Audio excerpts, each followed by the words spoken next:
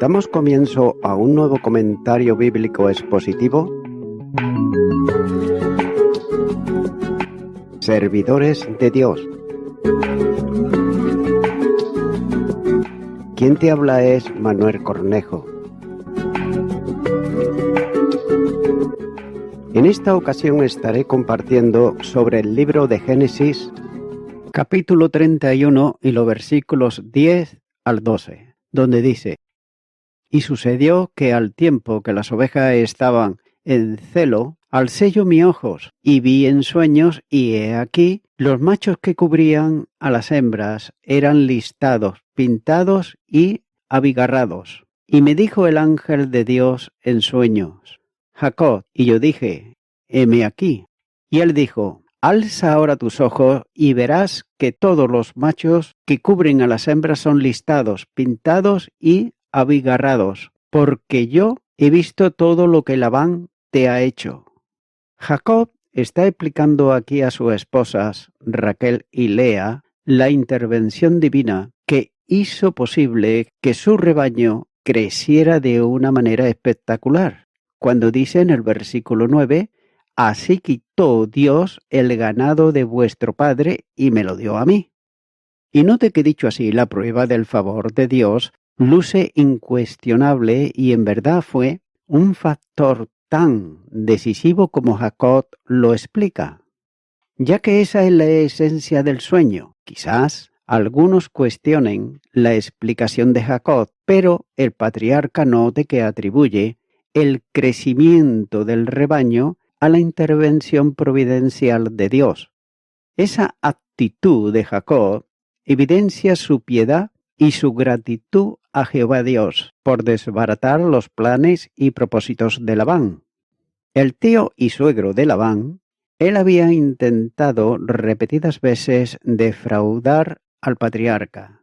Note que lo engañó con su matrimonio, cambió repetidas veces su salario y lo hizo trabajar durante largos años. Pero Dios, sin embargo, protegió a Jacob en medio de todas aquellas circunstancias. El Dios que guardó a Jacob es el mismo que guarda y protege sus hijos en el día de hoy. También note que Jacob explica que Dios le ha mostrado en un sueño lo que hará por él respecto del ganado. En el sueño ha visto a los animales en celo y apareándose en los abrevaderos.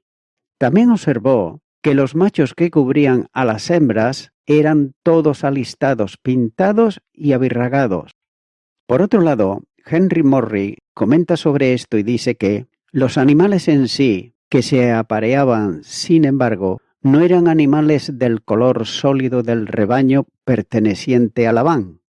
El significado del sueño muy claramente es que esos animales eran heterocigotos en vez de onocigotos, llevando los genes particulares para listados, pintados y abirragados.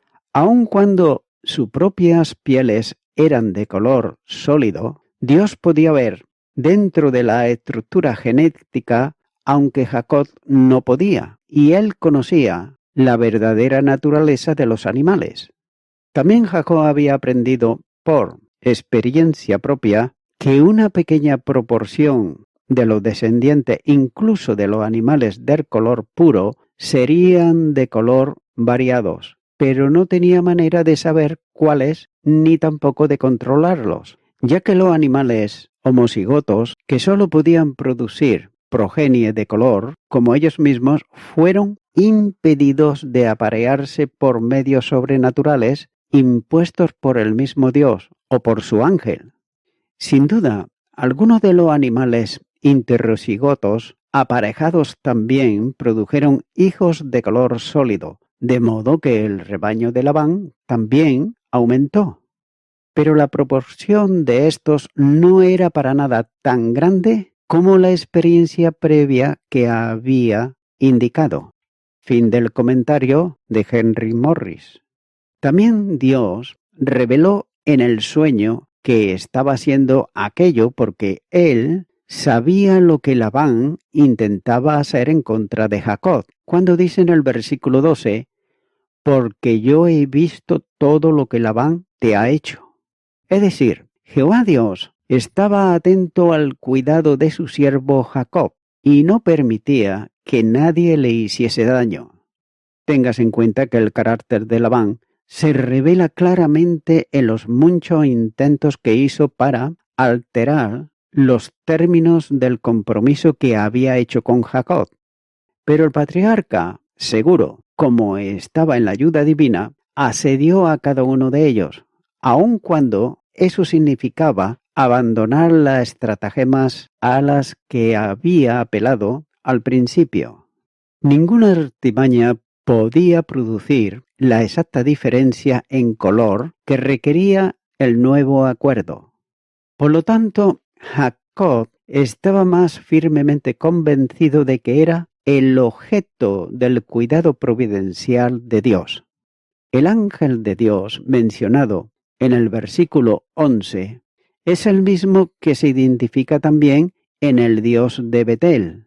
Génesis capítulo 31, versículo 13.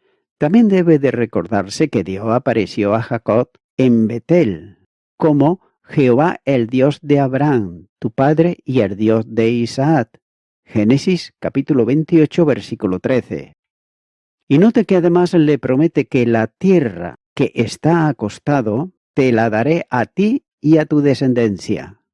Aquel había sido un momento sumamente difícil en la vida de Jacob, ya que estaba solo y desanimado rumbo a un sitio desconocido y además lejano, pero el Señor le animó y lo fortaleció.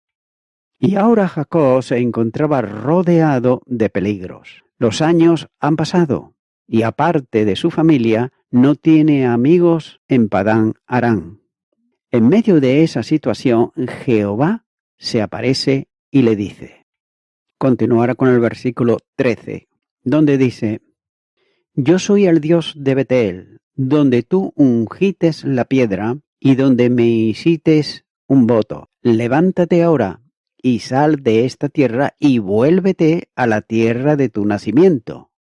Dios se está identificando y hace que Jacob recuerde a Betel, el lugar donde se le apareció al joven al huir la primera noche de su casa. Es por eso que le dice: levántate ahora y sal de esta tierra y vuélvete a la tierra de tu nacimiento. Note que Dios quiere que salga de Harán porque tiene 12 muchachos que están desarrollándose y que ya están empezando a aprender cosas, las cuales no deben de aprender. Y es por eso que Dios quiere que salgan de ese lugar de idolatría y paganismo. Dios quiere que Jacob y sus muchachos salgan de aquí exactamente como tiempos atrás había sacado a Abraham de un lugar idólatra. Y note que Jehová Dios ha cumplido su promesa a Jacob. Lo ha protegido a través de las circunstancias difíciles. Le ha dado una familia numerosa y ha aumentado también su riqueza. Jacob ha cumplido su voto de adorar solo a Jehová, el Dios de Abraham y de Isaac, y ahora se dispone a regresar a la tierra de su nacimiento. Continúa ahora con los versículos 14 al 16, donde dice: Respondieron Raquel y Lea y le dijeron: ¿Tenemos acaso parte o heredad en la casa de nuestro padre? ¿No nos tiene ya como por extrañas, pues que nos vendió y aún se ha comido del todo nuestro precio? Porque toda la riqueza que Dios ha quitado a nuestro padre, nuestra es, y de nuestros hijos. Ahora, pues, haz que todo lo que Dios te ha dicho. Note que Raquel y Lea concuerdan en contra de Labán, ya que ambas habían sufrido del egoísmo y la codicia de su padre. Es por eso que le acusan de haberles desheredado y además de tenerlas como extranjeras, pues en vez de ser tratadas como parte de la familia, Raquel y Lea son tratadas al mismo nivel que Jacob. También debe de recordarse que Raquel había sido pastora del rebaño de Labán, como señala el capítulo 29 y los versículos 6 al 9.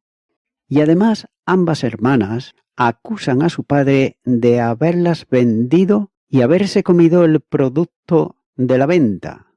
En definitiva, Raquel y Lea están dando su aprobación a la decisión de Jacob de marcharse a la tierra de su nacimiento y dejar a su padre, que las había tratado como mercancía común. Aunque las dos esposas concuerdan con Jacob, note que Raquel lleva la voz cantante en contra de su padre. El uso que Labán hace de sus hijas por ganancia material no había pasado desapercibido por ellas, ya que egoístamente Labán había vendido a sus hijas a Jacob a cambio de servicio. Y seguramente Raquel y Lea habían conocido un mejor camino de llevar a cabo un matrimonio aún en aquellos días. Al parecer, la decisión de las esposas estaba cimentada sobre una base totalmente material, lo que no merece, por otro lado, ninguna admiración. Pero el resentimiento contra su padre es comprensible. Y es por eso que dice que, de manera que, están diciendo que ciertamente como hijas de Labán deben recibir alguna herencia y que eso debe evitar que Labán sea tan antagónico. Pero nadie no podía confiar en Labán. Nótese que, lamentablemente, también hay algunos cristianos en el día de hoy que demuestran en su manera de manejar su propio dinero y el dinero ajeno, que no se puede confiar en ellos tampoco. Y es que el Espíritu Santo de Dios tiene tanto que trabajar en nuestras vidas, en estas y en otras áreas de nuestras vidas.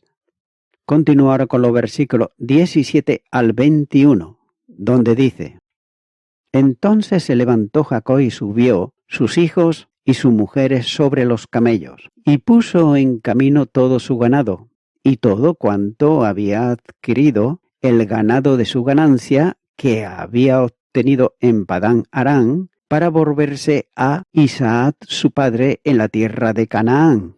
Pero Labán había ido a trasquilar ovejas, y Raquel hurtó los ídolos de su padre. Y Jacob engañó a Labán arameo, no haciéndole saber que se iba. Huyó pues con todo lo que tenía y se levantó y pasó el Éufrates y se dirigió al monte de Galaad. Moisés está describiendo aquí la apresurada salida de Jacob con su familia y sus pertenencias en estos versículos. Y note que el patriarca actúa con determinación, ya que el verbo se levantó sugiere que Jacob no perdió nada de tiempo. La preparación de los camellos era importante para aquel largo viaje, con una familia además tan extensa. La declaración del versículo 18 está expresando aquí el objetivo del viaje, que es para volverse a Isaac su padre a la tierra de Canaán. Esa declaración expresa el propósito preciso de la salida de Padán Aram, pero también además sugiere la importancia del regreso a la tierra. Por tanto, Jacob aprovechó el mejor momento para su escapada, pues Labán estaba ocupado en la tarea de trasquilar sus ovejas. Seguramente él y sus ayudantes estaban lejos de donde estaba Jacob. Note que también se menciona en el versículo 19 que Raquel hurtó los terafines de su padre. Estos terafines, objetos, son mencionados en cada periodo del Antiguo Testamento, ya por los patriarcas en Génesis capítulo 31, versículo 19, pero también en el libro de los Jueces, capítulo 17, versículos 5 al 18 y versículo 31. También en la monarquía temprana y tardía, como por ejemplo, en el primer libro de Samuel, capítulo 15, versículo 23, en el segundo libro de Reyes, capítulo 23, versículo 24, en Oseas, capítulo 3, versículo 4, en Ezequiel, capítulo 21 y versículo 21. Pero también es mencionado en el periodo post-exílico. Zacarías capítulo 10 versículo 2. En su uso están principalmente asociados con la adivinación. Nótese que el emparejamiento de efod y terafín en la región idólatra de Micaía, como señala el libro de Jueces, capítulo 17, los versículos 1 al 5, donde dice: hubo un hombre del monte de Efraín que se llamaba Micaía, el cual dijo a su madre: los 1100 siclos de plata que te fueron hurtados, acerca de los cuales maldijites y de los cuales me hablates, he aquí el dinero está en mi poder. Yo lo tomé. Entonces la madre dijo: bendito seas de Jehová, hijo mío. Y él devolvió los 1100 siclos de plata a su madre. Y su madre dijo: en verdad he dedicado el dinero a Jehová por mi hijo, para hacer una imagen de talla y una de fundición. Ahora, pues yo te lo devuelvo. Mas él devolvió el dinero a su madre, y tomó su madre 200 siclos de plata y los dio al fundidor, quien hizo de ellos una imagen de talla y una de fundición, la cual fue puesta en casa de Micaía. Y este hombre, Micaía, tuvo casa de dioses, e hizo efod y terafines, y consagró a uno de sus hijos para que fuera su sacerdote. La asociación con la adivinación mediante el lanzamiento de saetas y observación de hígados se pueden observar, por ejemplo, en el libro de Ezequiel capítulo 21 y versículo 21, donde dice: porque el rey de Babilonia se ha detenido en una encrucijada, el principio de los dos caminos. Para usar adivinación, ha sacudido las saetas, consultó a sus ídolos, miró el hígado.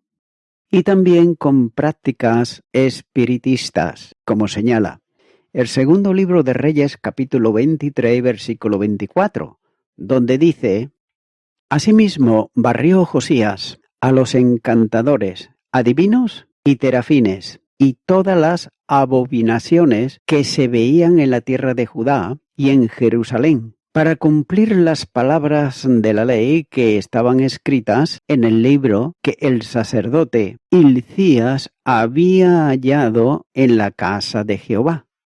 No se dice en ningún sitio cómo eran consultados, ni tampoco cuál era su apariencia. Aunque aquí en este capítulo 31 y versículo 34 sugieren que eran objetos pequeños. El primer libro de Samuel, capítulo 19 y los versículos 13 al 16 nos dice: tomó luego Mical una estatua y la puso sobre la cama y la acomodó por cabecera, una almohada de pelo de cabra, y la cubrió con la ropa. Y cuando Saúl envió mensajeros para prender a David, ella respondió: está enfermo. Volvió Saúl a enviar mensajeros para que viniesen a David, diciendo: traédmelo en la cama para que lo mate. Y cuando los mensajeros entraron, he aquí la estatua estaba en la cama, y una almohada de pelo de cabra a su cabecera. De manera que sugiere que eran del tamaño de una persona, o por lo menos del tamaño del busto de una persona. Sin embargo, es posible que Micaía colocase el terafín al lado, en lugar de en la cama, y que se consideraba que poseían alguna cualidad profiláctica o curativa. Ahora bien, ¿por qué Raquel robó los terafines de su padre?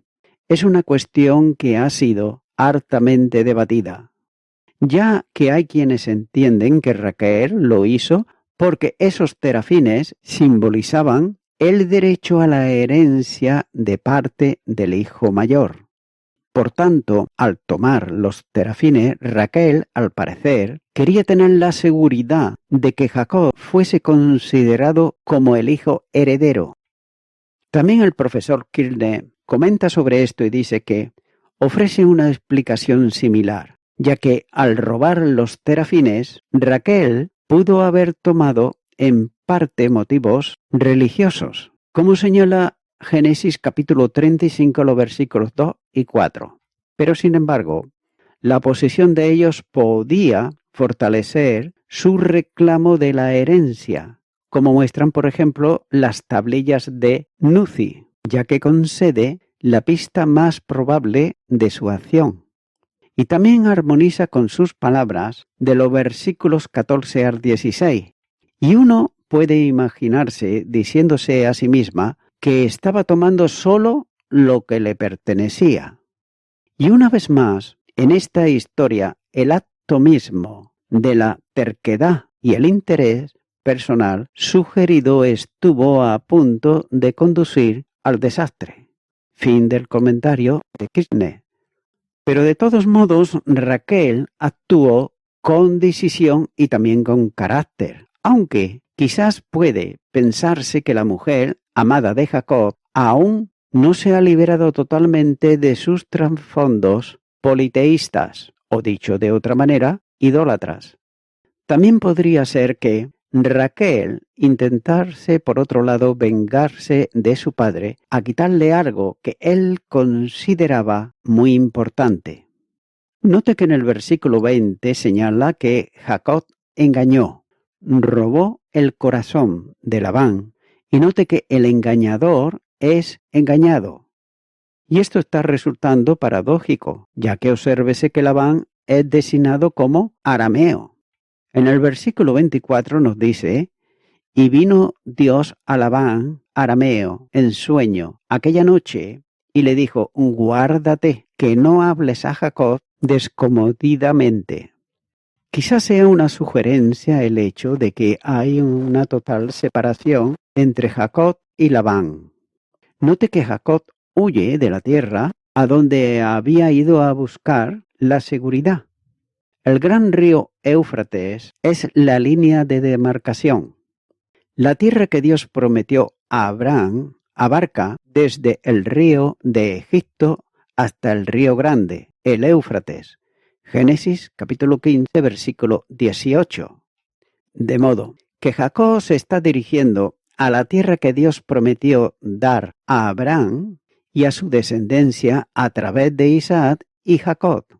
Y Galaad es la tierra fértil situada en la Transjordania entre el mar de Galilea y el mar Muerto.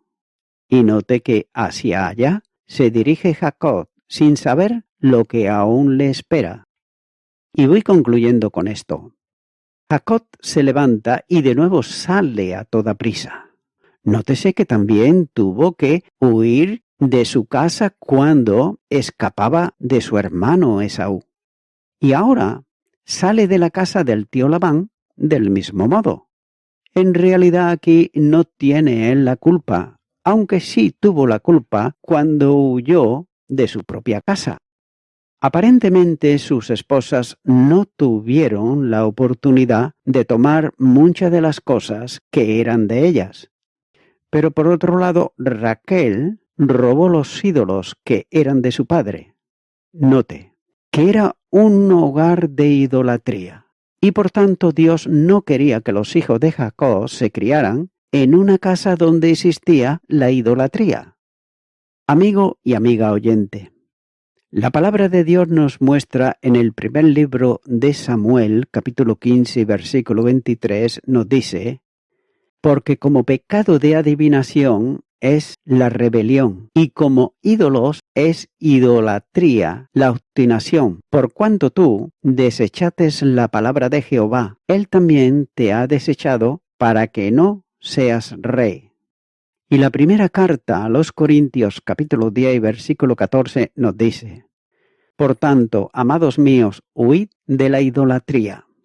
Amigo y amiga oyente, una imagen en sí no es absolutamente nada. Lo malo es cuando la persona lo toma como un ídolo y lo adora en vez de adorar al Creador, es decir, al que creó los cielos y la tierra, al que dio su Hijo unigénito, por amor a toda la humanidad, lo ofreció en la cruz del Calvario, para que todo aquel que en él crea no se pierda, mas tenga vida eterna. Esto es lo que Dios hace. Esto es lo que Dios quiere, que el hombre y la mujer no sigan más engañándose a sí mismos, aunque le hayan enseñado que no es malo. Pero sin embargo, Dios nos muestra que la idolatría no la va a tolerar nunca jamás. Por tanto, mi amigo, mi amiga oyente, si tú eres una persona que has adorado o estás adorando imágenes, es la hora que vengas a Cristo, que le abras tu corazón y le recibas como tu Salvador. Yo te animo a que puedas hacer una oración de fe si nunca antes la has hecho, aunque te llames cristiano o cristiana. Si realmente estás adorando imágenes, no eres una persona que ha nacido del Espíritu. Y todo aquel que no ha nacido del Espíritu no puede entrar en el reino de Dios. Por tanto, voy a estar haciendo una oración. Ora conmigo y repite a ella donde estás y di: Dios eterno, tú eres el creador de todas las cosas. Tú eres el Dios soberano, el todopoderoso, y ante ti vengo en arrepentimiento por haber adorado imágenes hechas por hombres. Me arrepiento de ello y te pido perdón no solamente por estos pecados, sino por todos los pecados que tengo. Me arrepiento de ellos y ahora te abro mi corazón, Señor Jesucristo, y te acepto como mi único y suficiente Salvador. En tu nombre. Amén.